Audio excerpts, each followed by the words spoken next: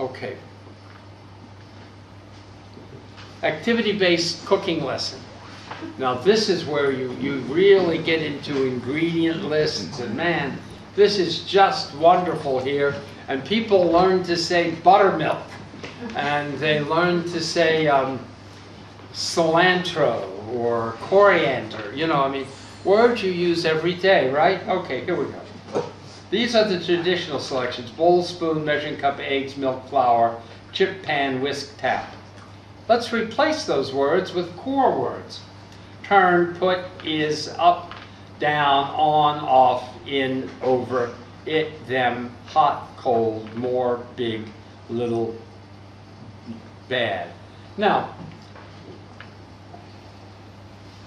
how do I get the children to say the core words? Well, you often use them in phrases or sentences with the topic words. You say, now I've put the flour, eggs, and milk into the bowl. What should, I have the flour, eggs, and the milk, and what should I do with it? Put in. Put in. And then, folks, you say, put in the flour, eggs, and milk. But then when you replace flour, eggs, and milk with the word them, what big English lesson can you teach? You don't say, put in them, do you? What do you say? Put them in. Put them in. English always moves the object pronoun between the adverbial preposition and the verb. And this is one of the most common English maneuvers. And so you've put them in the bowl, you've used your whisk, you said, what am I doing with my whisk? You turn, right, you hit it, turn, okay. And then you put it into the chip pan and put it in, okay. And then it's too hot, so what do? You say, oh, the ring, is that what you say? We say burner. The ring is too high, what should I do? Turn down. Oh, it's not getting hot enough, what should I do? What would you suggest? Turn up. Turn up. And then you could get to say, turn it up. And turn it down. And then you can go out and model that for your augmented communicators, while having all of your non-augmented communicators richly saying, measuring cup, eggs, milk, flour, chip pan, whisk. But your augmented communicators, you need to teach them how to manipulate their expressive vocabulary, not simply to know in an abstract sense what whisk means. Because they'll get that from the context. But it's the expressive vocabulary. And so finally, how often does someone with cerebral palsy who uses a communication aid need to say chip pan or measuring cup? Not very often. How many of you have said chip pan or measuring cup today? Has it been several days? How many of you have said it today? How many them? How many turn? How many put? Oh yeah, I mean, we say them all. But, so, okay. Yet what's quite interesting is that a lot of people would actually think that would be much harder to teach. Because it's a lot of teachers say, oh yes, but to teach that phrase it's going to be really difficult. You're saying, no, you've just got, as Bruce is saying, you've just got to turn it round. Because actually, labelling things, we don't go round labelling things. Whereas we do go round using, as Bruce is saying, all that core vocabulary. So it's actually much easier to teach than actually just teaching lists of nouns. You have to be just a little clever, but you just, as Judy said, you turn it around. By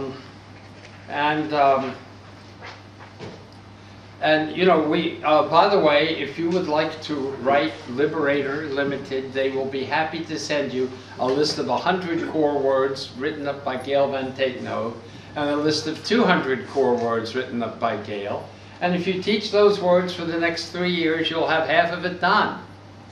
And let me tell you, if you sew words, simple, high-frequency words like that, and teach students to use them use them flexibly, you will reap communication. Sometimes more than you want, Okay. Core vocabulary makes up 3/4 of what adults and children actually say. 78% of the words we use daily are drawn from a core of fewer than 400 words.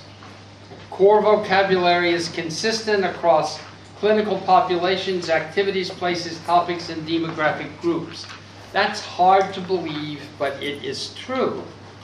Now, I only have about 3 minutes to show you this, but if you'll go to your handout called Core Vocabulary, on this page you'll see bits of a famous study by Bonacci, DiCarlo, and Strickland that was published in 2001.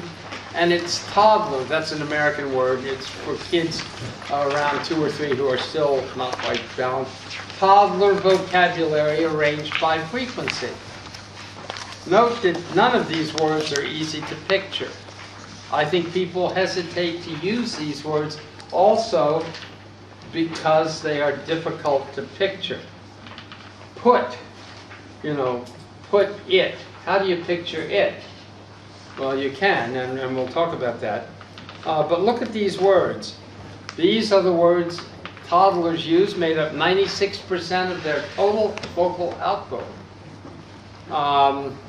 Okay, on the next page, we see that 60% of the preschool words were made up of 50 different words, and the 100 most frequently occurring words made up 73%. On the next page, you'll see a study called, they sound like threatening law firms, Marvin, Buchelman, and Delia. They're suing you for something.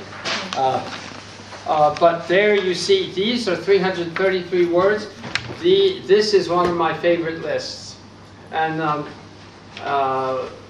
take a look at the A words from Marvin on the next page.